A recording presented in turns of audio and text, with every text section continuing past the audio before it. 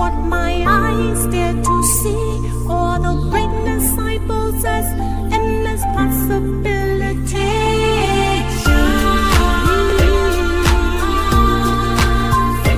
Look in the mirror, what do I see?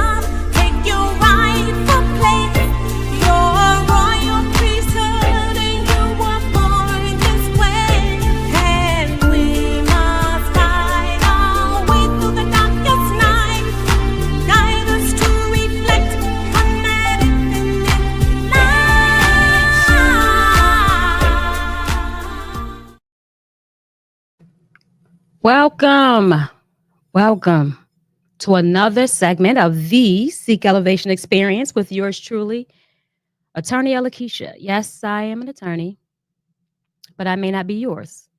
So anytime I talk about information, and it may be legal information, it is not me giving you legal advice if I don't know your specific situation, but it is me giving you legal gems to take and dig more with so that you can be empowered. But right here on the Seek Elevation Experience, what we do is we talk about real issues, real people, real conversations. That is what takes center stage. And we talk because change doesn't happen in silence. And we cater to, we service, we empower, we elevate individuals from sports and entertainment to business and community. We just elevate voices that need to be heard, and we elevate ears that need to hear those voices. But here at Seek Elevation, we don't just inspire, we also challenge the status quo, because when we're comfortable, there's usually no growth. Uncomfortability typically produces growth. Usually, I will bring in, well, not usually really. Throughout the segment, there are times where I bring in special guests to share their real issues. Of course, they're real people, and we have real conversations between us. And you also engage by posting any type of questions or comments you have as well. But then there are times that I have to take center stage because there's certain topics and information that I want to convey using my knowledge, my expertise, real world experience, and what have you. And today is one of those particular days, actually, the month of August. Each Tuesday this month, I'm going to dedicate to this series. The series called Power Plays, the NIL era in college sports. And this is very important right now. And this is why I wanted to take a break and address it, because effective July 1st, 2025, it became official after there was a case, there was a settlement that was produced due to a case, the House versus NCAA. And in that settlement, there were a lot of things that were agreed upon. That's what a settlement is. Between both sides, between the defendants, who were the NCAA, the Power Five, the plaintiffs, who was as a class action. It was student athletes. They merged some cases together, but also those student athletes were representing all Division I athletes that were in Power Five schools. And of course, athletes had an opportunity, according to this settlement, to opt out of it if they didn't want to, follow what the final settlement was. But overall, that settlement kind of laid the groundwork, and it went into effect July 1. And a lot of things happened since then. And I knew from me dissecting that settlement, it wasn't going to be over. It was going to be far from over. But as we continue to ride this is not even a wave, this tsunami, the wild, wild west, we need to be prepared.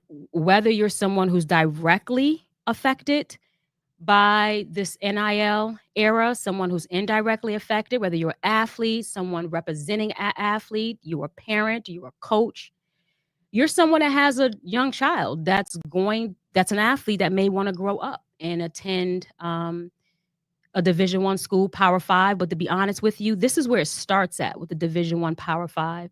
It is definitely, just like it did in the past, it's going to be mirrored at other divisions, other type of organizations, NJCAA, NAIA. They're just going to look to the NCAA.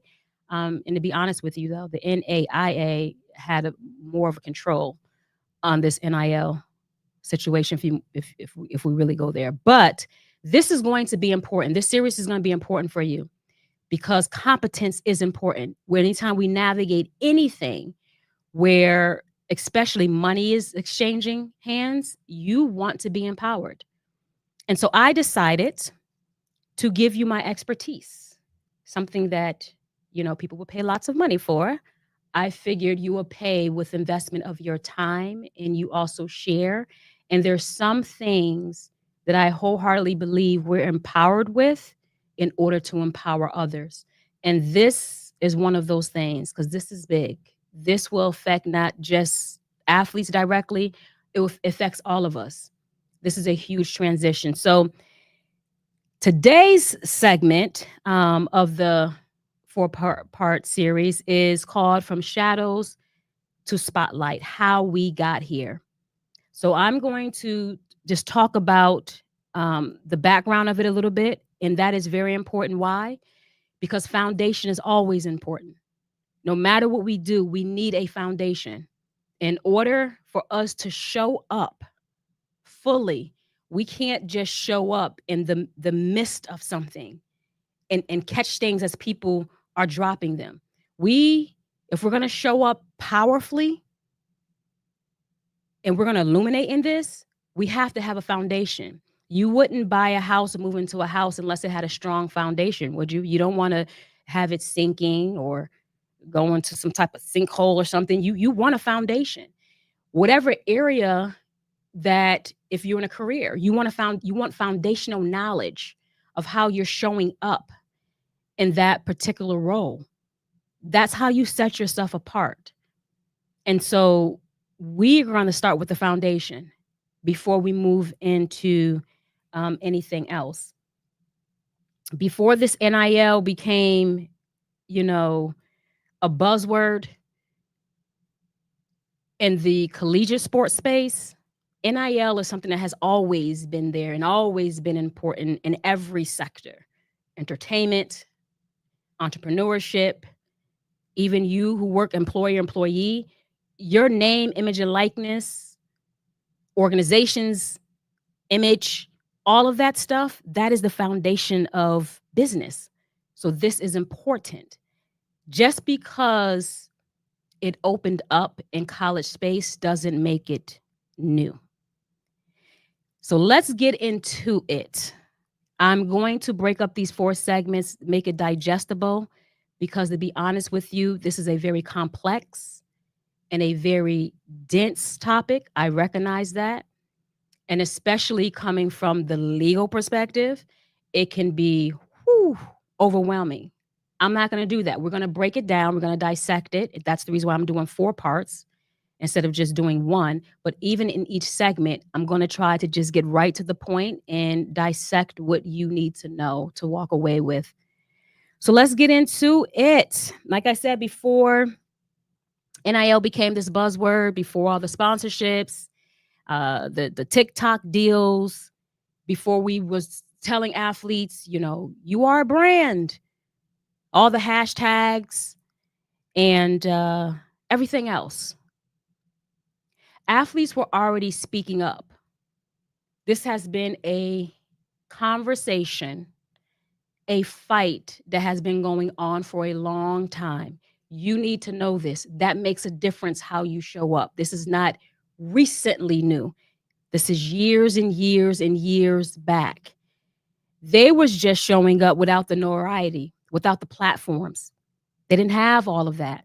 They didn't even have the terminology that we have now due to the constant fights in the terminology that was lended to us during those fights. But there definitely was fight already before these recent times. And like I said, that fight was just often ignored. It was dismissed. It was shut down because it happened behind four walls. Meanwhile, the NCAA, continued to profit off of performances and all the things under the shield of amateurism. And we're going to talk about that. That's what one of the things we're going to talk about, the history of it, because you need to know and you need to take some notes. You need to write this stuff down. There's some key words you need to know. If you're dealing with these conversations, especially if you're representing an athlete. You athletes, you need to know. No one can represent you more than you represent yourself. Please know that. I'm speaking from athlete to athlete with that. But if you're representing athletes, if you have an athlete, there's things that you need to know. And amateurism is this word, right, that you really need to know. That's the NCAA big word, and we're going to talk about that. And of course, being a student athlete is a term you need to know. NCAA word and collegiate word, sports word. We're going to talk about that. But before we get into all of that, we have to go back to the start. And that's what we're going to do today. Go back to the start, go back to the beginning to understand how we even got here. Before we can talk about anything else, we need to talk about this information because it directly affects control and competence. One side wants complete control, and the other side needs to have complete competence in order for this to move correctly. So we're going to go back for those who need the competence that's facing head on with those who want the control. So we know that July 2021 is when it became really huge for us in conversation. It really started hitting, social media, uh, blogs, all types of write-ups. It became big. It was on all types of podcasts, other type of shows. I remember LeBron James had Governor Newsom on there. It was really big. But like I said, the story of NIL didn't start July 2021. It definitely started in courtrooms. It started in locker rooms with the quiet resistance that deserved to be heard. It started a long time ago. And I want to just give you perspective of how long. I mean, back in 1941, there was this former collegiate All-American athlete, football player. His name was Davy O'Brien. After college, he played for the Philadelphia Eagles as well. He sued because he saw his photo that a beer company used. A beer company had this promotion going on and had calendars and all types of stuff. And they used O'Brien's photo of him holding a football like he was going to throw it. And he was in that pose in his TCU uniform, the college he went to. He went to TCU. He was posing in that like he was preparing to throw a football. And this company had his photo, his image without his permission at all. And so he sued because of that. Not only did he sue because they were using his name, image, and likeness, didn't pay him, didn't give him permission. He also sued because he was a face of a nonprofit organization that serviced youth. He was, someone that was tied to just being a role model for the young individuals. And for him, he felt like that wasn't a good look. I do not want to be out here promoting this beer. I don't drink this beer, but I don't want my name, image, and likeness tied to this at all. So he sued for that reason, not just monetary. And what the court said was, the final holding, he lost. And the court said, listen, you want notoriety. You want attention. You want fame. You're a football player. Play collegiate sports. That's what you want. NFL, that's what you want. This right here helps you get notoriety. You're getting what you want. What's the big deal? And so he lost it. He lost his fight because that's how the court felt. And mind you, that started in 1941. Name, image, and likeness. So let's get into amateurism and we're going to talk about student athlete. But before I do that, I want to paint this picture to you and I want something to really listen. I want you to really get this. Because one thing that we're saying a lot now is listen, athletes, just focus on going to school. Be happy. You have the opportunity. You have a privilege to go to school. Mind you, some people get scholarships, some get partial scholarships, some don't. Some are paying to be there. But the narrative is be appreciative. Academics is about academics. Chill out with this fight. You're mixing too much. Again, as if this is new. But this amateurism, student athlete, those coin terms, we're going to look at why that even became a conversation. We're going to look at how leverage had to do with that, how profit had to do with that. College athletics was never just about sport. Listen to what I'm saying. Catch this. College athletics was never just about sports. It was about business. What are you saying, Alakeisha? Let's back up to 1843. This is really important. I'm only going to give you the start. You have a start. You had a key case I talked about where you see that it was already a fight. But let's talk about the start of college athletics. When we're looking at the American collegiate athletics and how it began, we have to go back to two different groups. We have to go back to students that attended Yale University, and we have to go back to students that attended Harvard University. Well, Yale University, because you already had students that were in college, and humans are going to be humans. We can't just be here just for this. We're going to create some extracurricular activities. We need an outlet. We are walking gifts. We need an outlet. And so these Yale students formed a boat club, and they had this boating club and, did their thing. And then their competitor school, Harvard, said, shoot, we're going to follow suit. They got a boating. We're not just competing academically. That's one thing, but they have this outlet, a boating club. We're going to create one as well. And so they did. And these two universities had these boating clubs. And then they decided, let us stage our first competition against each other. This was 1852. Maybe they started 1843. So we fast forward about 9 years or so. Let us stage our first competition against each other, not just, quietly. Let's do it nationally. Let's go big, because that's what we do. We go big. Yale, Harvard, we go big. So we'll take our boating clubs and we'll compete against each other and we'll call it the race. And that's what they did. They called it the race. They was promoting it nationally, and it was done on a lake in New Hampshire. But this was bigger than school pride and competing, right? Because a company caught wind of this as well. A railroad company caught wind of this. And the owner said, listen, we need to promote train travel. We need huge promotion. They do the type of promotion they already done, whatever. But they seen this was big with Yale and Harvard and their boating clubs competing and garnering national attention. We can use the race to promote our railroad company.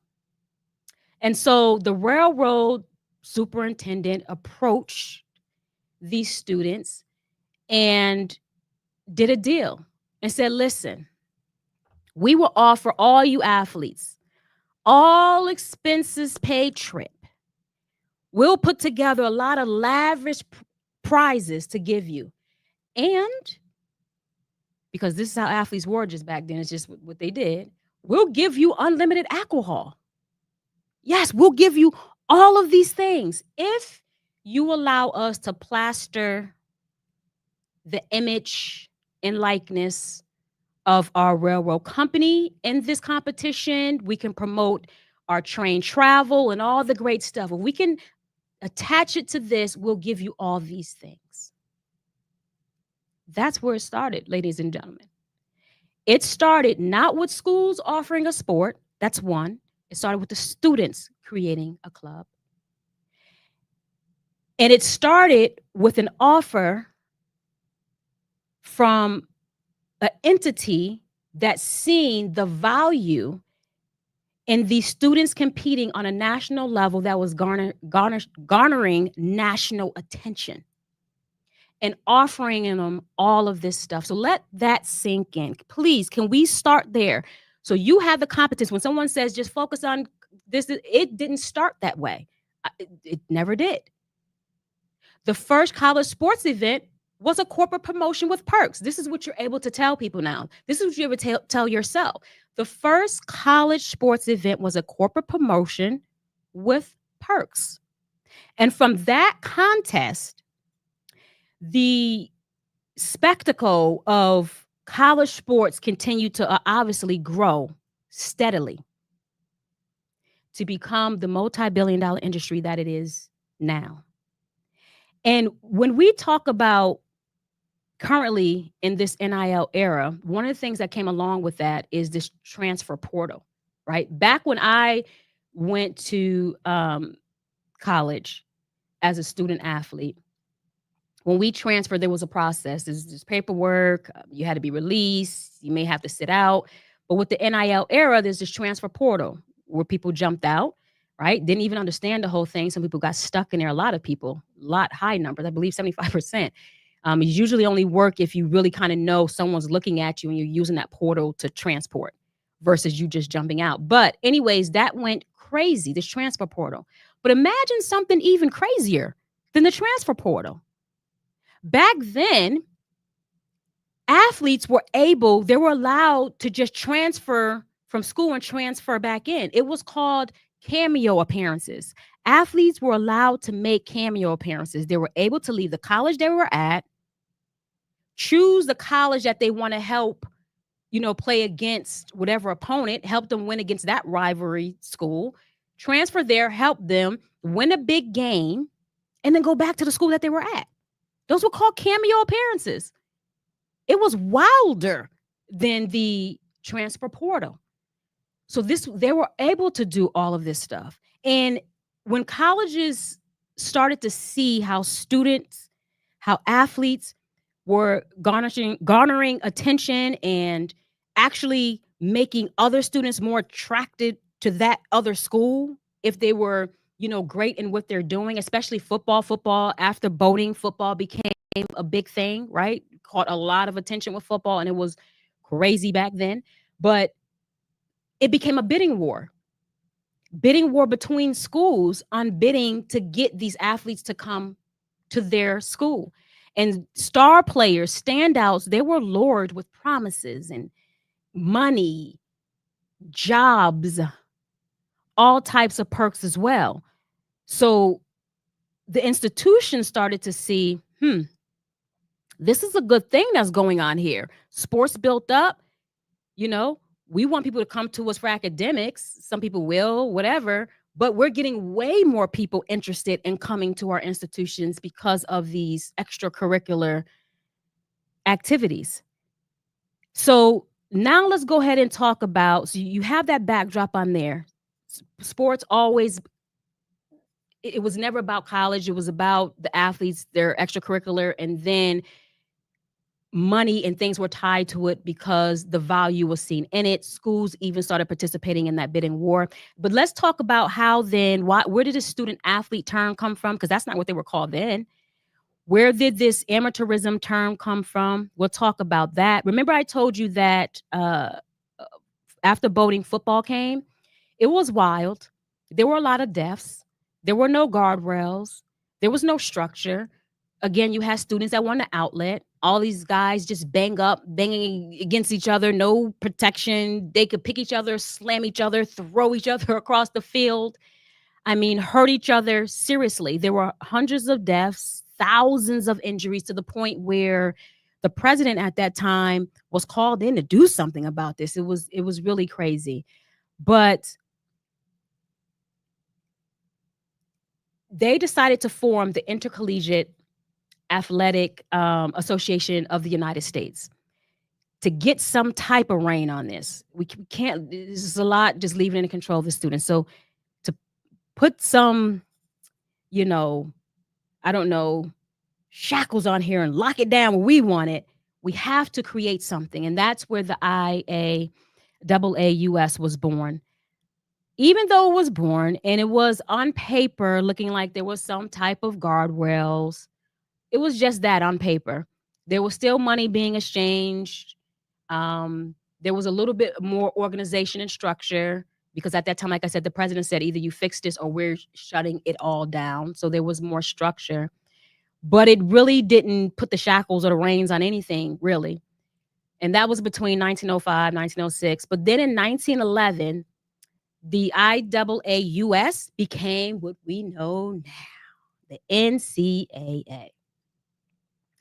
And the NCAA said, okay, we're going to start codifying a lot of things now, meaning putting things on paper and really trying to enforce these things.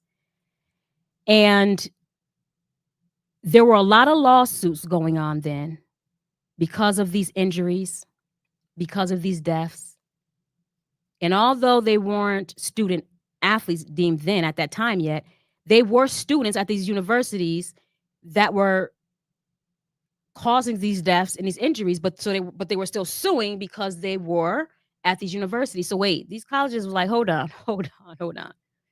We do not want to be responsible for these deaths or injuries. We don't want to be paying workers' compensation to these students.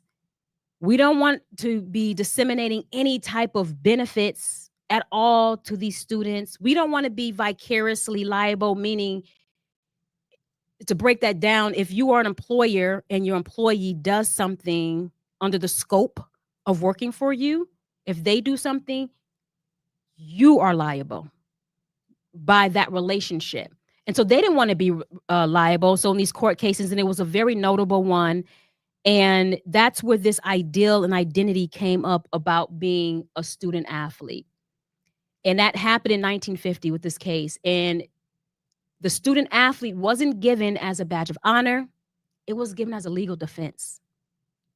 It was their way of detaching themselves as being an employer and explaining to the judge, these are students who happen to be talented in their playing sports, but they're students first. That's why student will come first, student athlete. That's what they're here for.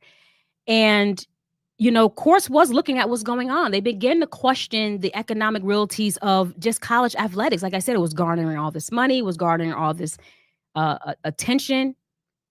And they held on to that, and the courts allowed them to prevail on that. And they held on to that term ever since to help them not have to pay workers' comp or any type of insurances or anything that slightly resembles employer-employee relationship, which is now a conversation that has been revisited, but we'll get into that later segments. There were 2 state appellate court cases in particular that started to take aim at this professional amateur status of athletes for Division I schools. And those courts saw that, college sports has become a big business. Yes, they coined this term student athletes for these reasons, but nothing else changed. Except for, I want to make sure we're not their employer, but everything else continued to grow. More sports continue to grow, more money continue to exchange hands. And that's when athletes, the colleges were able to say at least, you're now going to operate in due capacity of both being a student and being an athlete without being an employee. And so those cases that, stoked fear into the NCAA leaders is what made them say, we better come up with a term that's going to help us, because someday it may happen where we don't have this statutory employment protection. So let's take ourselves out of that conversation. But if we fast forward now, so many cases have been chipping away at that. And there's one particular case, recent case, in 2024 that really did. And they really looked at the history of it. Because again, what? They do their foundational work, like now. And in that case, they looked at it and they said, okay, we're looking at this term student athlete, but you're making all this money. They're getting hurt. There's deaths. All right, we see what's going on here. This meant that they're high performance, you're high performing athletes, but you want to always keep them as students so they don't have to be paid ever, other than the cost of their studies, and they don't have to be protected. So it started unraveling here recently, but that's how that term came. And it was pitched as pure. Student athletes, you're pure. Stop focusing on everything else. You're pure, educational. It's noble. Be proud that you can even be called a student athlete. Be proud that the term we coined to protect ourselves from assisting you with any injuries, deaths, or anything else, that you're able to get that label. Nothing's free. The costs continue to fall on the backs of athletes who continue to generate billions for colleges, but wasn't able to earn a cent, because you need to be proud of that label, student athlete, that protect us. So please remember that you're educated on that now. And mind you, this is not to say to diminish at all being a student athlete. Again, a little background about me. I didn't say it earlier. I too am a former student athlete. I graduated and finished off at NCAA Division I level. I competed in a Power 5 conference, SEC, multi-champion. I was the first one, history making, in the 100 and 400 hurdles to win them both at an SEC championship. I loved my opportunity to compete and to express my gift. But I also would have loved opportunity to earn money off my name, image, and likeness. It would not have distracted me from the academic portion. It would not have diminished my pride and my, team spirit and all those things. It would not have conflated the two. I was awarded, when I graduated, the top student athlete, top female student athlete of the whole entire University of South Carolina. And to get that award, they had to assess an athlete who was competing at a high level, who was also achieving their academics at a high level. It had to be both. And I was doing both. And to earn money for my name, image, and likeness would not have changed that. It's just who I would have been regardless. So to humble yourself and just be noble and just be happy you're a student athlete is not a valid argument. I could be a proud student athlete and also not be broke, and also use the same gifts that I have, that other entrepreneurs and everybody else is using, and the institution itself. So, but courts, continue to examine that. And they continue to look at the NCAA definitions throughout time. Earlier cases, that's what it was. They coined the term, they fought on the term, courts dismissed. But over time, they look at the application of this word amateurism. And there was a particular case in 1984. And the reason why I want to bring this one up, I want you to know, is because this case against the NCAA wasn't by student athletes. In 1984, there was a case that was brought by the University of Georgia and the University of Oklahoma against the NCAA. And in that case, it was the colleges saying, hold on, because, TV rights, remember, money kept growing, exposure kept growing, and there was these broadcasting rights, and money was being made just from broadcasting these athletic events, particularly basketball and stuff. And NCAA was like, we're going to put some restrictions and parameters around this. It's us, not the college. And the colleges is like, hold up, this is anti-competitive. We don't like these anti-competitive TV broadcast restrictions, NCAA, that you're putting on us. We don't like it. Now, mind you, student athletes can't say anything is anti-competitive because they're supposed to be humble. You're a student athlete, be noble. But these colleges, they're allowed to say, NCAA, hold up, we need to share in this. And in that particular case, the colleges won. So we see it as it is now. The colleges won. But the reason why I bring this case up is because this is an example of the cases I was saying where judges were given the NCAA more ammunition, the language that they need. In this case, the judge has said in his dicta, and that means like just an opinion, like after they have a finding, holding, they'll say in their words, they'll leave a lasting impression or whatever.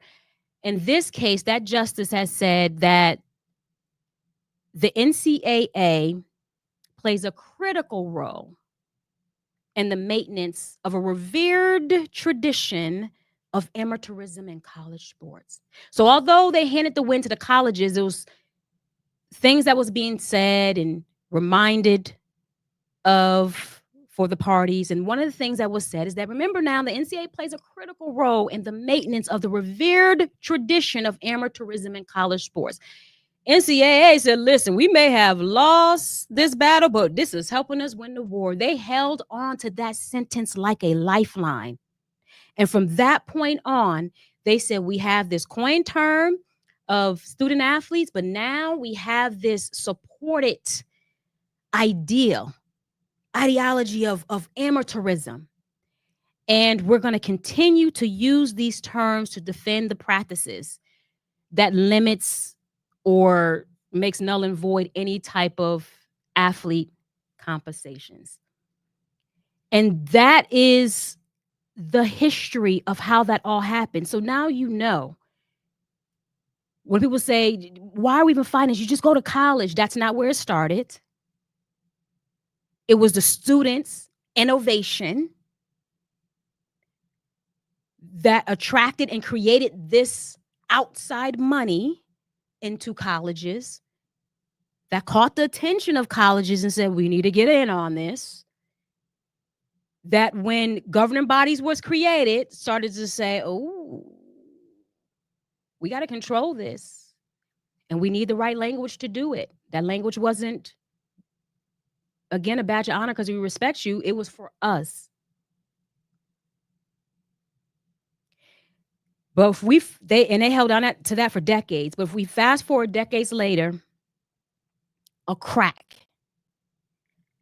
This is what's leading us to where we're at today. There was a crack that was made into that foundation that they built.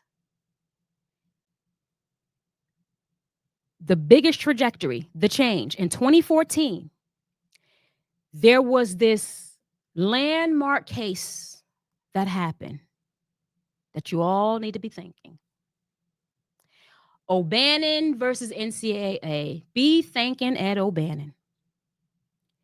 Because that court declared something that's game changing. Remember, not all the time will you win what you want in court. Sometimes you don't win everything that you want in life. You don't win a particular battle, but you will get something that will help you win the entire war. So in this particular case, it wasn't necessarily this battle that was won, but the same way that the justice gave the NCAA a lifeline, that's what happened here that cracked things wide open. Ed O'Bannon was a former UCLA basketball star. He was at a friend's house. He decided to go over there and go chill with my friend. And this is later. He was a former UCLA, but later, older, he goes to a friend's house, and his friend's son, when they came in, turned on the college basketball video game. You know, game I'm talking about, the big game, the college basketball game. And while they were sitting there conversing and chilling, and the teenage son turns on the game, he looks on the screen and he sees a virtual player in a UCLA jersey with the number 31 who looked just like him. He was like, wait, hold up. What am I seeing here? There's a virtual player here in this game. Teenage son knew. UCLA jersey, number 31, and that is me. My name, my image, my likeness is on this television, this game that sells and sells and sells. And I never gave consent. Not only did I not give consent, I didn't know. I wasn't even acknowledged. I wasn't even informed. And I certainly wasn't paid. So that moment sparked a fight in O'Brien. A legal fight. And in 2009, that's when it started, because it was forever, as you see. 2014 is when they actually held. But in 2009, he filed this antitrust lawsuit against the NCAA. And he said, listen, yo, it is illegal for you guys to keep doing this, and you prevent players from being compensated for using their name, image, and likeness while everyone else is profiting. This is not right. And after the long battle, long fight, hard money spent, time, energy, and effort you can't get back, but all worthwhile. Thank you, Ed O'Bannon. The courts did agree. They did agree. And that's when the cost of attendance came into play, and how you can help offset this whole situation of using athletes' name, image, and likeness by offering them, scholarship up to the full cost of attendance or whatever, but not necessarily paying them percentages or what their name, image, and likeness is worth beyond that. But that wasn't the biggest win. The biggest win was when the judge found that the NCAA stance on amateurism wasn't a sacred stance. We're not seeing that anymore. This amateurism ideology, it's malleable, it's inconsistent, it's there's no core principle. And when they said to the NCAA that your definition of amateurism, because they'll keep defining it, is malleable, what they were saying was your definition of amateurism is capable of being changed to fit new uses and situation. It's not, it doesn't stick. You'll say amateurism, but then you apply what it means according to the situation at hand. And in us looking at it over these decades, it has significantly changed over time. We can't hold on to it. It's constantly moving. There's no core principle. And the court was right. Just like the coin term student athlete, to make sure they weren't liable as an employer, this ideal of amateurism, it was strategy. It was adaptable, it was selective, and it was increasingly hard to defend for them because of it. And so to say it is one thing, but to say this stuff in court cases is another thing. So while this case didn't bring immediate, like, sweeping change that we see now, it cracked the surface of that foundation. So before Ed O'Bannon, the resistance was a moment. We had moments. Thank goodness for them, though, because every moment, right, it still led up to where we are now. Every moment adds up. But after him, it became a movement. Athletes were no longer just showing up for practice. They were showing up in the court. And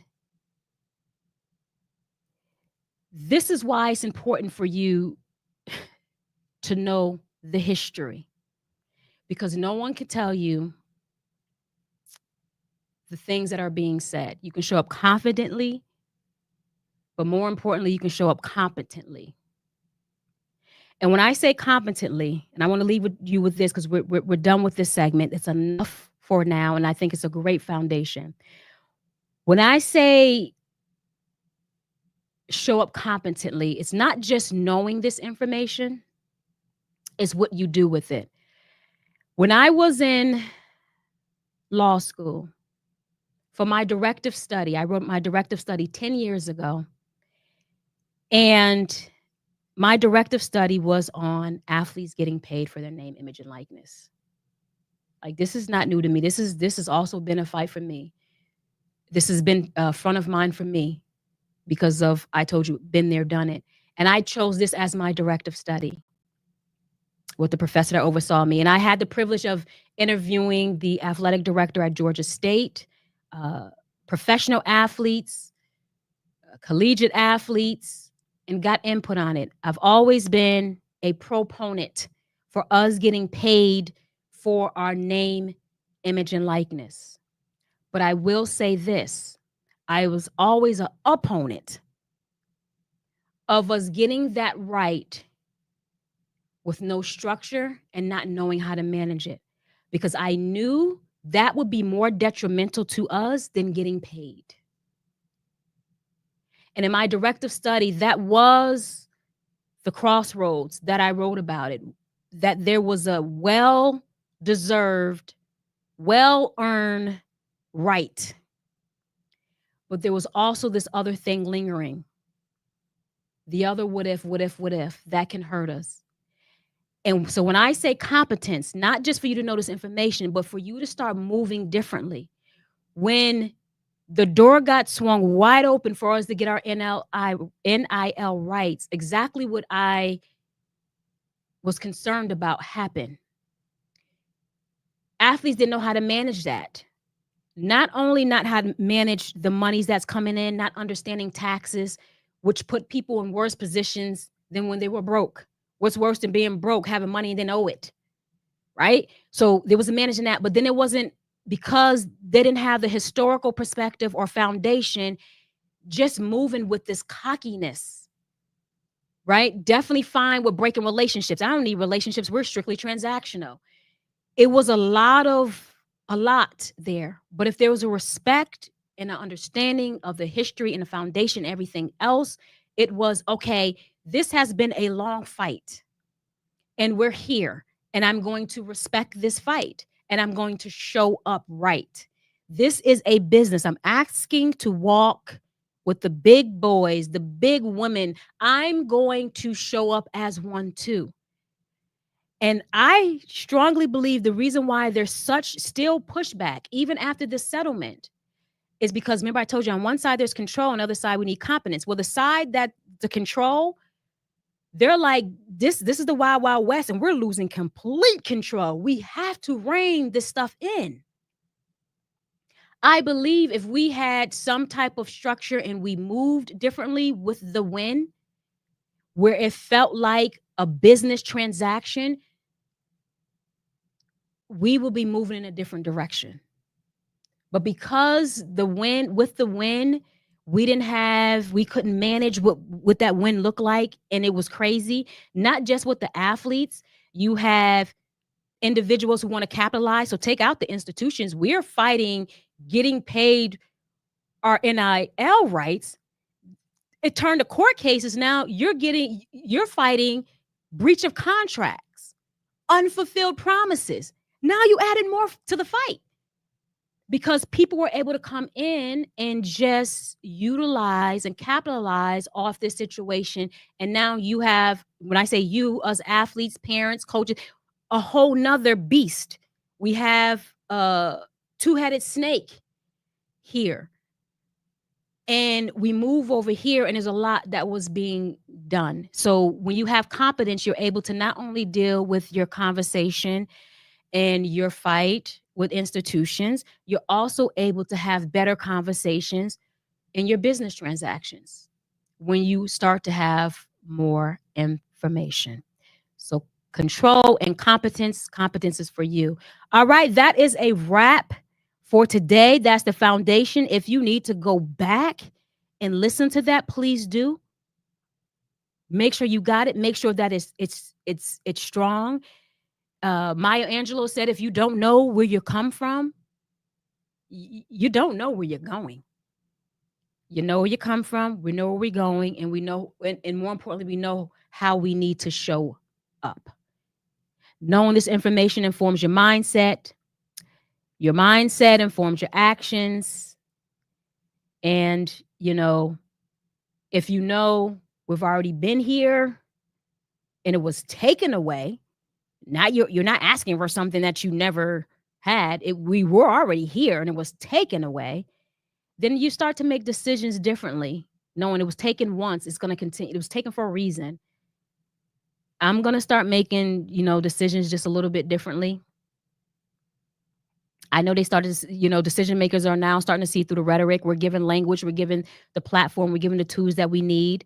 We're going to take that and magnify it and do better with it. You don't just want control just to be out of control. That's not what we want. So in our next segment, we're going to explore, that's right, structure. That's what we want. We need it. It's necessary. Absolutely. In our next segment, we're going to explore how this legal momentum that we talked about, that cracked that foundation, have led to policy changes from state to state, institution to institution, governance, how that has now reshaped college sports, what I think, forever.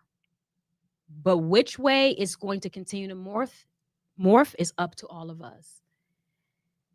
So whether you're an entrepreneur, creative, or of course, an athlete or someone who's representing one or close to one, let this episode be a reminder that you can't afford to overlook the fine prints of our life.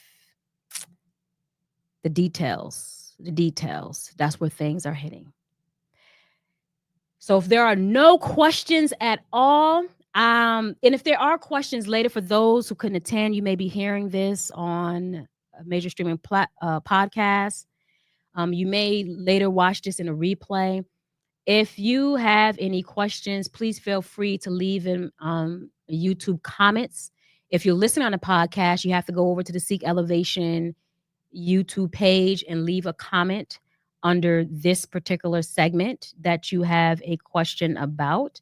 And I will try my best to get to as many as I can. So Remember, the more you know, the more you grow, the more you learn, the more, of course, especially in this situation, the more you can earn. But share this. Share this. The more you show care. And I hope we do care about each other in this major, impactful movement. Do not keep this knowledge to yourself. Spread this wisdom, tag a friend, and let us continue to elevate together until next Tuesday at 7 p.m. Keep striving, keep growing, and most importantly, keep seeking elevation. See you next time. Peace and progress.